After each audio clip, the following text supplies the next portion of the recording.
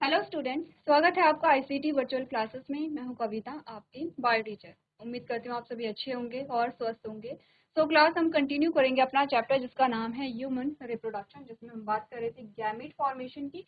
और अभी तक आपने मेल गैमेट फॉर्मेशन को समझ लिया है, फीमेल गैमेट फॉर्मेशन को समझ लिया है। ठीक है, दोनों इंपॉर्टेंट है। आपने देखा किस प्रकार से यहाँ पे फीमेल गैमेट का फॉर्मेशन हुआ है। हर चेंजेस को आपको देखना है, हर एक नई लेयर जो ऐड हो रही है, एक नई जो लेवलिंग हमने यहाँ पर की है, वो सारी चीजें आपको क्या करनी है, ध्यान में रखनी है। ठीक है, इम्पॉर्टेंट है और कंफ्यूजिंग बिल्कुल भी नहीं। अगर आप ड्रॉ करेंगे और ड्रॉ करने के साथ साथ आप क्या करेंगे, वहाँ पे लेवलिंग करते रहेंगे, आपको इजीली समझ आ जाएगा कहाँ पर क्या हो रहा है। ठीक है, एक चीज आपको यहाँ पर ध्यान देनी थी, जो यहाँ पर ऐड नहीं की थी हमने कहा था यहाँ पर 2n चल रहा है। ठीक है, यहाँ पर भी प्राइमरी oocyte क्या है, 2n है। सेकेंडरी फॉलिकल में प्राइमरी oocyte ही है अभी। जब मियोसिस फर्स्ट यहाँ पे कंप्लीट हुई और जब सेकेंडरी oocyte यहाँ पर बना है, आपका सेकेंडरी oocyte यहाँ पर अब n हो जाता है। ठीक है, इतनी बात आप लोग ऐड कर लेंगे। वैसे तो हमने मियोसिस पढ़ी है, और जहाँ पर मियोसिस शब्द आता है तो आपको खुद ही समझ आना चाहिए कि अब यहाँ पर नंबर ऑफ क्रोमोसोम क्या हो जाएंगे, हाफ हो जाएंगे, यानी कि प्लॉइडी आपकी यहाँ पर n आएगी। ठीक है, हैप्लॉइड होंगे। अब ये सारी चीजें हैप्लॉइड ही चल रही है। आपने कहा यहाँ पर क्या हो गया, ओव्यूलेशन हो गया। ये जो प्रोसेस आपको दिखाई दे रही है, ये ओव्यूलेशन की प्रोसेस आपको यहाँ पे दिखाई गई है। इतनी बात क्लियर है। अब हम आगे का सेगमेंट समझेंगे। आगे का जो टॉपिक हमारे पास आता है वो यहाँ से आता है। आपने इस इमेज को समझा था, आपने कहा था क्या हो रहा है ओवरी में। अच्छा, एक और चीज, ऐसा नहीं होता कि ओवरी में ये इस प्रकार से पूरी एक सर्कल बनती है, ऐसा नहीं होता है। ये बस आपको समझाने के लिए, अलग अलग स्टेजेस को समझाने के लिए इस प्रकार से डायग्राम को दिखाया गया है।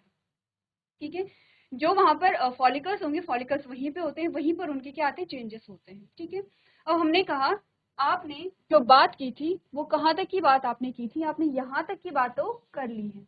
ठीक है, यहाँ पर आपने कहा ये ओवम रिलीज हुआ है, जिसे आप ओव्यूलेशन कह रहे हैं। हमने कहा ठीक है, ओव्यूलेशन हो गया है। अब यहाँ पे जब ओव्यूलेशन होता है तो आपके पास दो सिचुएशन आती हैं, और यहीं से आपके दो टॉपिक बनते हैं। ओवम रिलीज हुआ, और अगर यहाँ पर क्या हो गया है, फ्यूजन हो गया है, तो आप पढ़ेंगे फर्टिलाइजेशन। फर्टिलाइजेशन आप पढ़ेंगे फर्टिलाइजेशन, एंड आफ्टर फर्टिलाइजेशन जो जो इवेंट आपके होते हैं वो आप पढ़ेंगे। आपने कहा इन केस फर्टिलाइजेशन नहीं हुआ तो क्या होगा, आपने कहा तो फिर ये जो ओवम है वो डिजनरेट हो जाता है। इसका मतलब आगे की जो प्रोसेस होगी, इसका मतलब आगे की जो प्रोसेस होगी वो फर्टिलाइजेशन तो नहीं है। इससे आगे की जो प्रोसेस है वो फर्टिलाइजेशन तो नहीं होगी। तो आप क्या पढ़ेंगे यहाँ पर, आप पढ़ेंगे यहाँ पर मेंस्ट्रुएशन और मेंस्ट्रुअल साइकिल। क्लियर है आगे के टॉपिक। तो सबसे पहले हम बात करेंगे, ओवम रिलीज हो गया है, ओव्यूलेशन हो गई है। ओव्यूलेशन होने के बाद आपने कहा फ्यूजन नहीं हुआ है, तो क्या होगी, मेंस्ट्रुएशन होगी। मेंस्ट्रुएशन में क्या क्या चेंजेस आते हैं, आपने कहा हार्मोनल क्या क्या चेंजेस यहाँ पर आ रहे हैं, ये हम देखेंगे। और आप साथ ही ये भी समझेंगे, ये भी सीखेंगे कि कैसे आप क्या कर सकते हैं, पूरी जो मेंस्ट्रुअल साइकिल है उसे आप रीड कर सकते हैं। आप जान सकते हैं ओव्यूलेशन का टाइम पीरियड क्या होगा, कौन कौन से यहाँ पे फेजेस आते हैं। उसके बाद सेकंड टॉपिक हम बात करेंगे फर्टिलाइजेशन, जो कि आगे चलता रहेगा, जिसमें हम एम्ब्रियोनिक डेवलपमेंट को भी पढ़ते रहेंगे। ठीक है, ध्यान रखिए अभी हमारे प्री फर्टिलाइजेशन फेज ही चल रहे हैं। ठीक है, क्लियर है ना। ये आपका प्री फर्टिलाइजेशन फेज में नहीं आ सकता है। आपने कहा मेंस्ट्रुअल साइकिल तो ये है कि दो रास्ते बन जाते हैं। आपने कहा आप पढ़ते हैं रिप्रोडक्शन को, रिप्रोडक्शन आपने 3 पार्ट में डिवाइड किया है। आपने कहा ये पार्ट आपका प्री फर्टिलाइजेशन फेज है, यहाँ से आपका फर्टिलाइजेशन फेज स्टार्ट होगा, और ये आपका आफ्टर फर्टिलाइजेशन फेज है। आपके 3 फेज आ रहे हैं। आपने कहा ये क्या था, प्री फर्टिलाइजेशन फेज तक गैमीट का फॉर्मेशन था। तो यहाँ से आपके क्या बन जाते हैं, दो रास्ते आ जाते हैं। या तो यहाँ पर क्या होगा, फर्टिलाइजेशन होगा, या फिर यहाँ पर क्या होगा, मेंस्ट्रुएशन होगा। ठीक है, तो यहाँ पर आपके पास क्या आता है, दो विकल्प बन जाते हैं। आपके पास नहीं बनते हैं ये विकल्प, क्या होते हैं, नेचुरल होते हैं। ठीक है, आगे बढ़े।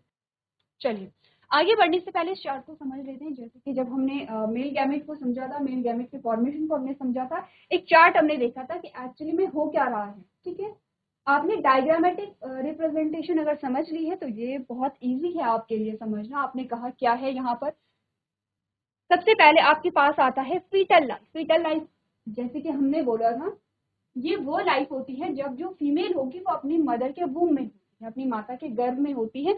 आपने कहा ये जो स्टेज चल रही है ये क्या चल रही है, फीटस लाइफ में चल रही है। क्या हुआ यहाँ पर, माइटोसिस हुई। माइटोसिस के फलस्वरूप आपके पास क्या बने, प्राइमरी oocyte बने।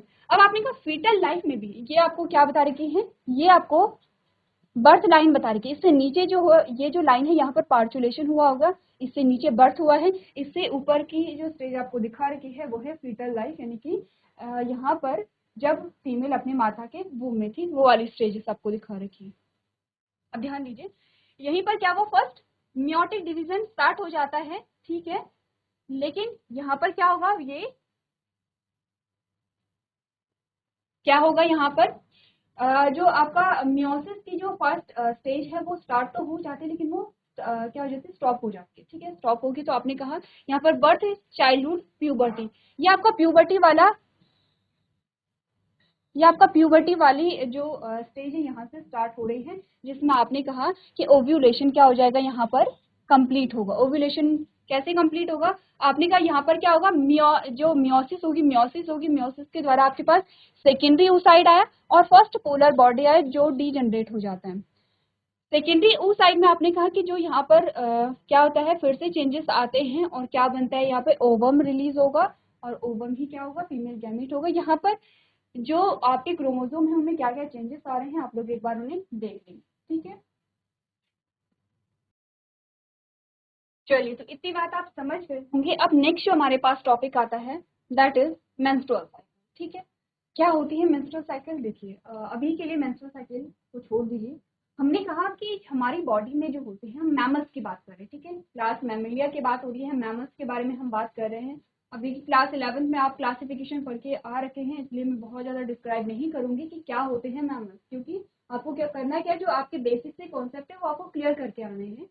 अगर आप बेसिक से कॉन्सेप्ट क्लियर करके नहीं आते तो सिलेबस कंप्लीट नहीं हो पाता, ठीक है। तो आपको करना क्या है, आपके पास पुराने नोट्स होंगे, अगर नहीं पता है तो आप देखेंगे क्लासिफिकेशन में आपने देखा था जब आपने किंगडम एनिमेलिया को पढ़ा था, अलग अलग फाइलम के बारे में आपने बात की थी और फाइलम के अलग अलग क्लासेस के बारे में आपने बात की थी, जिसमें आपके पास आई थी सबसे सुपीरियर और सबसे एडवांस जो क्लास आपके पास आई थी दैट इज मैमेलियन, ठीक है। आपने कहा जो मैमल्स होते हैं, मैमल्स में आपने पढ़ा है कि जो दो प्रकार की साइकिल चलती हैं या फिर उनकी बॉडी में कुछ हार्मोनल चेंजेस होते हैं, ठीक है। हार्मोनल चेंजेस क्या होंगे, हमारी बॉडी के अंदर कुछ केमिकल रिलीज होते हैं, उनके फलस्वरूप आपकी बॉडी में कोई ना कोई चेंजेस, कुछ ना कुछ डिफरेंसेस आपको देखने को मिलते हैं, इसे आप हार्मोनल चेंजेस के नाम से जानते हैं। आपने कहा हार्मोनल चेंजेस हो रहे हैं और दो प्रकार के हार्मोनल चेंजेस होते हैं जो कि दो प्रकार की साइकिल के रूप में देखने को मिलते हैं। एक तो है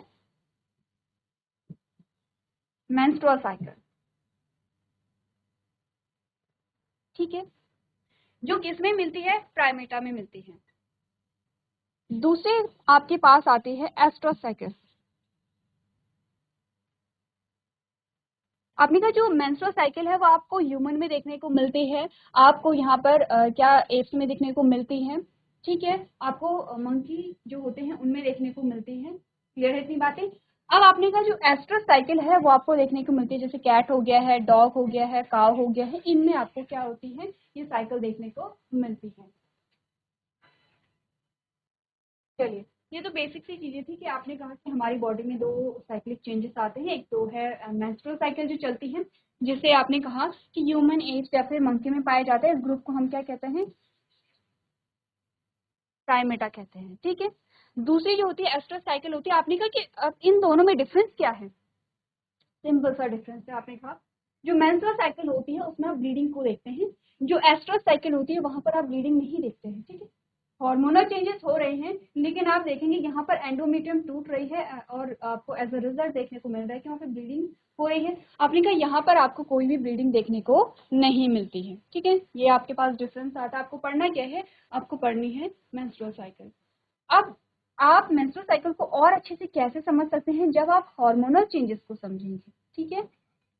तो आपको समझनी है चार चीजें कि क्या क्या चेंजेस आते हैं बॉडी में जब यहाँ पर क्या होता है, एक साइकिल स्टार्ट होती है।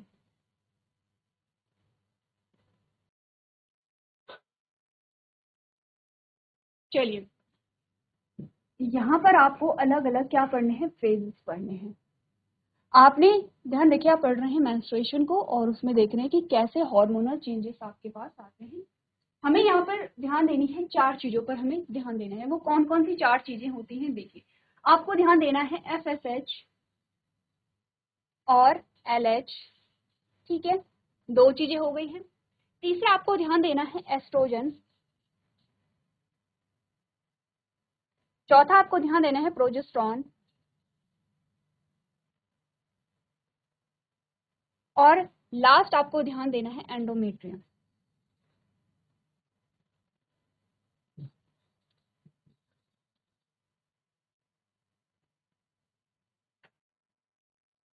और आपको ध्यान देना है किसमें, एंडोमेट्रियम में। कुछ ये चीजें हैं जिन पर आपको ध्यान देना है। आपने कहा इन सब का एंडोमेट्रियम पर क्या प्रभाव पड़ा है, एंडोमेट्रियम कहाँ होती है, ये इसके बारे में हम बात कर चुके हैं, आपकी ओवरी में हमने देखा था, ठीक है।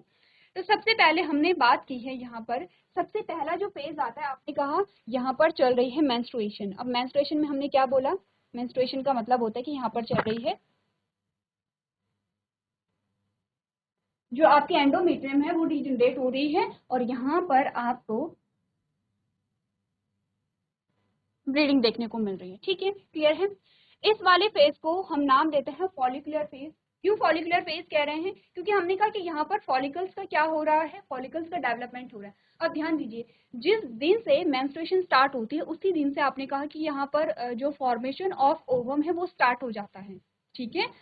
फॉर एग्जाम्पल आपने कहा कि अगर 14 है, या फिर आज की डेट ही ले लीजिए, ठीक है, 25 है, आज की डेट ही हम ले लेते हैं, आज है 25। आपने कहा 25 से क्या हुआ है, मेंस्ट्रुएशन स्टार्ट हुआ है, और 25 से ही, जैसे कि हमने कहा ये 25 से मेंस्ट्रुएशन हो रहा है, और हमने कहा 25 से ही यहाँ पर क्या हो जाता है, जो फॉलिकुलर डेवलपमेंट है, फॉलिकल्स आप समझ रहे हैं क्योंकि आप ओव्यूलेशन को पढ़ते आ रखे हैं। अभी का 25 से ही यहाँ पर जो फॉलिकुलर डेवलपमेंट है वो स्टार्ट हो जाता है।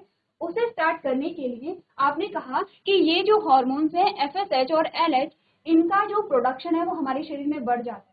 अच्छा, इससे पहले अगर मैं 2 शब्दों के बारे में बात करूं, वैसे तो आप छोटी क्लासेस से पढ़ते चले आ रखे हैं, क्लास 8 में आपके पास एक चैप्टर रहा था जिसमें आपने एडोलसेंस के बारे में बात की थी। वहीं पर आपने 2 शब्दों को पढ़ा था, मीनार्क एंड मेनोपॉज। मीनार्क होता है फर्स्ट जो मेंस्ट्रुअल साइकिल होती है, और मेनोपॉज होता है जो लास्ट मेंस्ट्रुअल साइकिल होती है, ठीक है। जो मीनार्क होगी वो क्या होती है, हमने कहा कि जब किशोर अवस्था शुरू होती है, जैसे कि 12 से 13 वर्ष की उम्र में शुरू हो जाती है फीमेल में। मेनोपॉज जो होती है वो 45 to 50 की एज में क्या हो जाती है, कंप्लीट हो जाती है या कंप्लीटली स्टॉप हो जाती है, ठीक है। इसके बारे में हम लोग बात नहीं करेंगे क्योंकि इतना आप समझते हैं। हमने कहा इनका जो प्रोडक्शन है, ये सारे जो आपको LH, FSH, एस्ट्रोजन, प्रोजेस्टेरॉन जो भी हार्मोन दिख रहे हैं, इनका प्रोडक्शन आपकी बॉडी में कब होता है, जब आप प्यूबर्टी में जाते हैं, यानी कि 12 से 13 वर्ष की उम्र में इनका जो यहाँ पे सीक्रेशन है वो स्टार्ट होता है, ठीक है। तो आपने कहा कि यहाँ पर इनका जो प्रोडक्शन है, इनका जो प्रोडक्शन है वो यहाँ पर क्या हो जाता है, बढ़ने लगता है।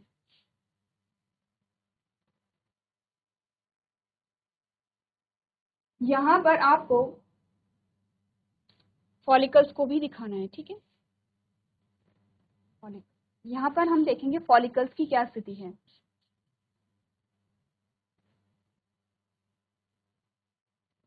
ठीक है, हमने कहा हमें 2 चीजें देखनी है क्योंकि यहाँ पे ये फॉलिकुलर डेवलपमेंट चलेगा, तो इस वाली लेन में आप क्या देखेंगे, यहाँ पर फॉलिकुलर डेवलपमेंट को देखेंगे।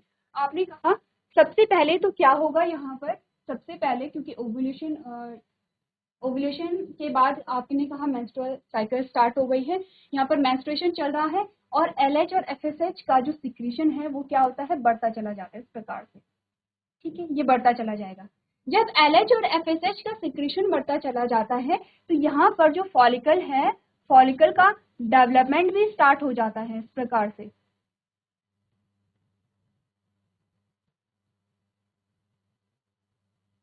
ठीक है।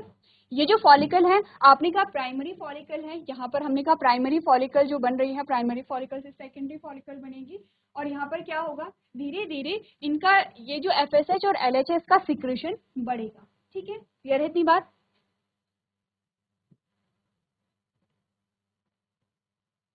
चलिए, अब यहाँ पर आपने कहा ये क्या थी, प्राइमरी फॉलिकल थी, ये सेकेंडरी फॉलिकल थी, ये क्या थी, टर्शरी फॉलिकल थी, और यहाँ पर आपने कहा, यहाँ पर आपने कहा ये ग्राफियन फॉलिकल थी, ठीक है, ये आपकी क्या थे, ग्राफियन फॉलिकल थी, जिसे आप मेच्योर फॉलिकल भी कहते हैं। क्लियर है इतनी बात? मेच्योर फॉलिकल है। अब यहाँ पर क्या होता है, जैसे जैसे आपने कहा फॉलिकल्स बनती है तो फॉलिकल से एक हार्मोन रिलीज होने लगता है जिसे एस्ट्रोजन कहते हैं। क्या निकलेगा यहाँ पर? एस्ट्रोजन निकलेगा। एस्ट्रोजन को थोड़ा नीचे लिखना पड़ेगा, ठीक है, या फिर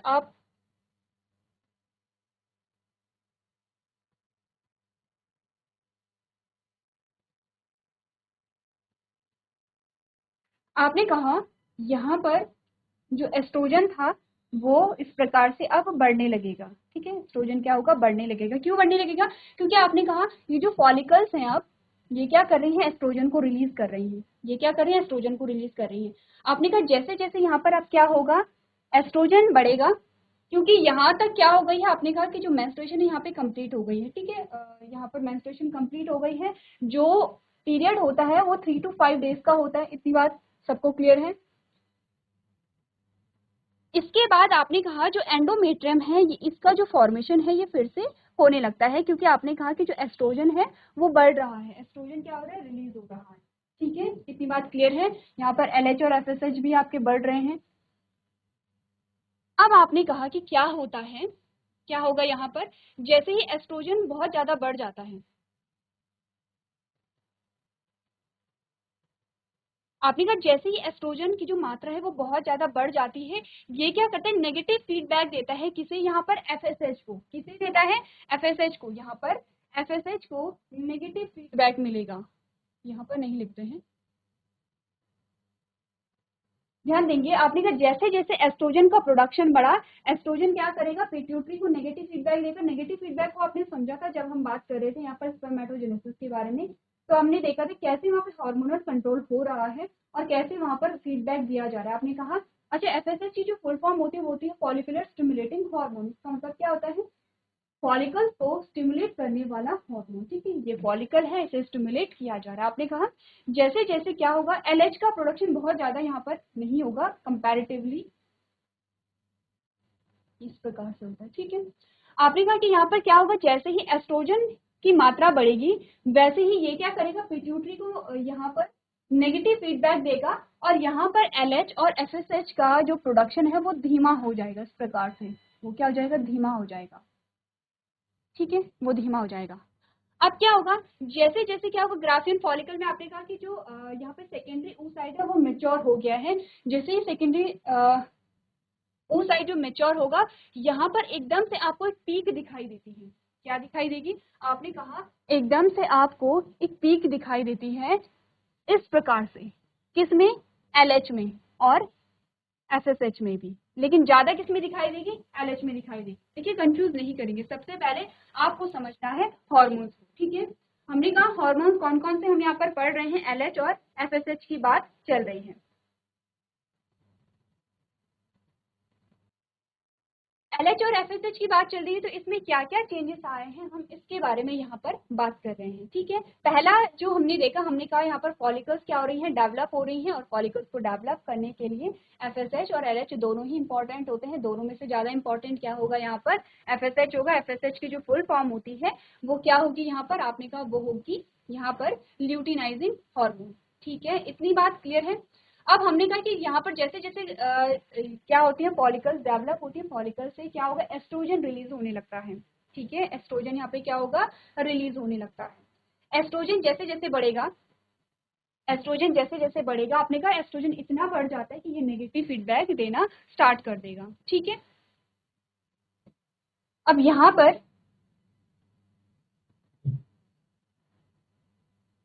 पर पहले हम क्या कर देते हैं? स्टेज का नाम लिख लेते हैं। इसे आप फॉलिकुलर फेज कहेंगे, ठीक है। इसे फॉलिकुलर फेज आप कह सकते हैं। आपने कहा यहाँ पर क्या हुआ? ये प्राइमरी फॉलिकल बना आपका, ये सेकेंडरी फॉलिकल बना, और ये आपका क्या बना? टर्शरी फॉलिकल बना, इस प्रकार से, ठीक है। टर्शरी फॉलिकल बना। आपने कहा एस्ट्रोजन रिलीज हो रहा है तो एस्ट्रोजन की जो मात्रा है वो यहाँ पर इस प्रकार से बढ़ती चली जा रही है, बहुत ज्यादा बढ़ गई है। ये आपके LH और FSH है, ठीक है। अब आपने कहा एस्ट्रोजन की जो मात्रा है वो बहुत ज्यादा बढ़ती चली जा रही है, और जैसे जैसे एस्ट्रोजन बढ़ेगा, एस्ट्रोजन किसके लिए रिस्पॉन्सिबल होता है? आपने कहा एंडोमेट्रियम के फॉर्मेशन के लिए भी। एंडोमेट्रियम का फॉर्मेशन हो रहा है, आपको एक ग्राफिक रिप्रेजेंटेशन दी जा रही है कि ये ऊपर की ओर बढ़ रहा है। इसका सिंपल सा मतलब है कि यहाँ पे जो एंडोमेट्रियम है उसका फॉर्मेशन हो रहा है। हमने कहा बहुत ज्यादा एस्ट्रोजन बढ़ गया है क्योंकि एस्ट्रोजन रिलीज हो रहा है, एस्ट्रोजन रिलीज हो रहा है। ये आपकी क्या आती है, यहाँ पर आप क्या बना सकते हैं, टर्शरी फॉलिकल भी बना सकते हैं इस प्रकार से। अब ये प्राइमरी है, ये सेकेंडरी है, ये टर्शरी है, ये ग्राफियन फॉलिकल है। इतनी बातें क्लियर है। ये ग्राफियन फॉलिकल है। आपने कहा अब जो LH और FSH है उसे नेगेटिव फीडबैक जब मिलता है तो LH और FSH का जो प्रोडक्शन है वो कम हो गया। अब आपको इजीली समझ आ जाएगा कहाँ पर LH का प्रोडक्शन बढ़ रहा है और कहाँ पर LH का प्रोडक्शन घट रहा है। यहाँ पर LH और FSH का जो प्रोडक्शन है वो घट गया। आपने कहा क्योंकि एस्ट्रोजन बहुत ज्यादा मात्रा में बढ़ गया है और यहाँ पर एक आपको पीक दिखाई दे रही है, ठीक है। तो ये क्या करता है, नेगेटिव फीडबैक कब देगा, जब बहुत अधिक मात्रा में जो इसकी बहुत अधिक मात्रा में जो एस्ट्रोजन है वो रिलीज हो जाएगा। नेगेटिव फीडबैक दिया, ये क्या हो जाएंगे, इनका जो प्रोडक्शन है LH और FSH का वो कम हो जाएगा। अब जैसे जैसे ग्राफियन फॉलिकल मैच्योर होती है तो ग्राफियन फॉलिकल क्या हो जाएगी, अब रैप्चर हो जाएगी, ठीक है। ग्राफियन फॉलिकल रैप्चर हो जाती है इस प्रकार से और ओवम ये रिलीज हो जाता है, ठीक है। इसके बाहर आपने कहा कुछ कवरिंग्स भी आ सकती हैं इस प्रकार।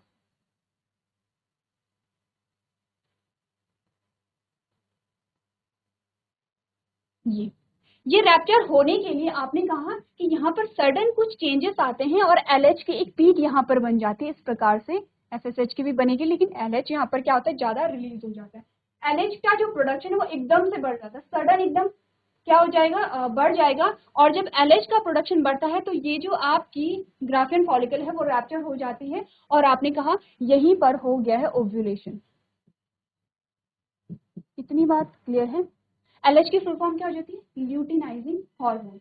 अब आपने कहा ये तो आपका क्या है, सेकेंडरी oocyte है। सेकेंडरी oocyte आपने बात की थी जब हमने बात की थी ओव्यूलेशन किस के बारे में, oogenesis के बारे में। ये आपका आता है कॉर्पस ल्यूटियम, कॉर्पस ल्यूटियम, ठीक है। यहाँ पर लेवलिंग हम पूरी नहीं कर रहे हैं क्योंकि आपको फिर समझ में नहीं आएगा कि क्या क्या चेंजेस आ रहे हैं, ठीक है। कॉर्पस ल्यूटियम होता है, ठीक है। अब आपने कहा यहाँ पर अगर मैं यहाँ पर आपका जो एंडोमेट्रियम है ये बढ़ता चला जा रहा है। अगर मैं प्रोजेस्टेरॉन की सिचुएशन देखूं, प्रोजेस्टेरॉन आपका क्या है, यहाँ पर न्यूट्रल है, ठीक है। प्रोजेस्टेरॉन का जो सिक्रीशन है वो यहाँ पर अभी तक आपको क्या दिखाई दे रहा है, इस प्रकार से न्यूट्रल दिखाई दे रहा है। अब जो कॉर्पस ल्यूटियम होता है यहाँ से लेकर के जहाँ पे कॉर्पस ल्यूटियम बना है, कॉर्पस ल्यूटियम कहाँ से बना है, जो ग्राफियन फॉलिकल है जब वहां से ओवम रिलीज हो गया है तो आपने का जो बचा हुआ स्ट्रक्चर रह जाता है ओवम के अलावा वो आपका कहलाता है कॉर्पस ल्यूटियम। अब आपने कहा यहाँ से लेकर के जहां से ओव्यूलेशन हुई और यहाँ तक का जो टाइम पीरियड होता है दैट इज 14 डे। यहाँ पर आपको हॉर्मोन्स दिखाने हैं, यह है 14 डे। कॉर्पस ल्यूटियम का जो लाइफ होती है वो होती है कितनी, 14 डे, ओके। अब हमने कहा कॉर्पस ल्यूटियम एक और हार्मोन रिलीज करेगी दैट इज प्रोजेस्टेरॉन। प्रोजेस्टेरॉन बहुत सारा प्रोजेस्टेरॉन रिलीज करेगी, कुछ मात्रा में एस्ट्रोजन भी करेगी लेकिन एस्ट्रोजन का जो यहाँ पर मात्रा होती है वो कम होती है और प्रोजेस्टेरॉन की मात्रा यहाँ पर एकदम से सडन बढ़ जाती है। प्रोजेस्टेरॉन को क्या कहते हैं, यहाँ पर प्रेगनेंसी हार्मोन कहते हैं। क्यों यहाँ पर प्रोजेस्टेरॉन को रिलीज किया जा रहा है, क्यों एंडोमेट्रियम को बनाया जा रहा है, इस चीज के बारे में हमने पहले भी डिस्कस किया था। क्योंकि एंडोमेट्रियम में ही क्या होना है, इम्प्लांटेशन होनी है। तो आपने कहा कि यहाँ पर क्या होगा, एंडोमेट्रियम का फॉर्मेशन होता है, ठीक है।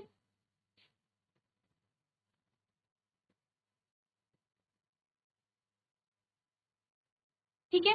अब आपने कहा जो एंडोमेट्रियम है वो यहाँ पर बन रही है और एंडोमेट्रियम से कुछ चीजें सीक्रेट हो रही हैं जिसे आप कहते हैं ग्लाइकोजन। क्या है ग्लाइकोजन, आपने कहा फूड है, डेवलपिंग एम्ब्रियो के लिए फूड का फॉर्मेशन होने लगा है, किसमें, एंडोमेट्रियम में, इस प्रकार से, ठीक है। क्लियर है। आपने कहा एस्ट्रोजन का प्रोडक्शन बढ़ रहा है।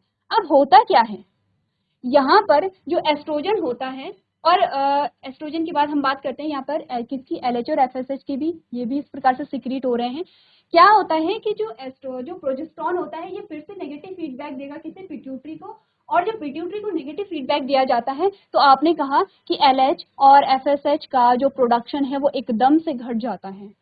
LH और FSH का प्रोडक्शन अगर एकदम से घट जाएगा, क्योंकि यहाँ पर जो LH था वही मेंटेन कर रहा था, किसे, कॉर्पस ल्यूटियम को वही मेंटेन कर रहा था। आपने को कॉर्पस ल्यूटियम जैसे ही क्या हो जाता है, उसका सिक्रीशन घटने लगेगा, कॉर्पस ल्यूटियम क्या होने लगेगा, छोटा होने लगेगा और इसकी डेथ होने लगेगी। क्योंकि कॉर्पस ल्यूटियम इनकी डेथ यहाँ पर होने लगती है, तो अपने का जो प्रोजेस्टेरॉन है उसका सिक्रीशन एकदम से क्या हो जाता है, लो हो जाता है। क्योंकि प्रोजेस्टेरॉन ही रिस्पॉन्सिबल है, प्रोजेस्टेरॉन और एस्ट्रोजन ही रिस्पॉन्सिबल है किसके, एंडोमेट्रियम के फॉर्मेशन के लिए या एंडोमेट्रियम को मेंटेन रखने के लिए। क्योंकि इन दोनों का जो सिक्रीशन है वो एकदम से घट गया, तो आपने कहा कि ये जो आपकी एंडोमेट्रियम है ये फिर से क्या हो जाती है, डीजनरेट हो जाती है, और आपने कहा कि यहाँ पर जो मेंस्ट्रुएशन है वो फिर से स्टार्ट होने लगेगा। ठीक है, इसे आप ल्यूटियर फेज कहेंगे, इसे आप ल्यूटियर फेज कहेंगे।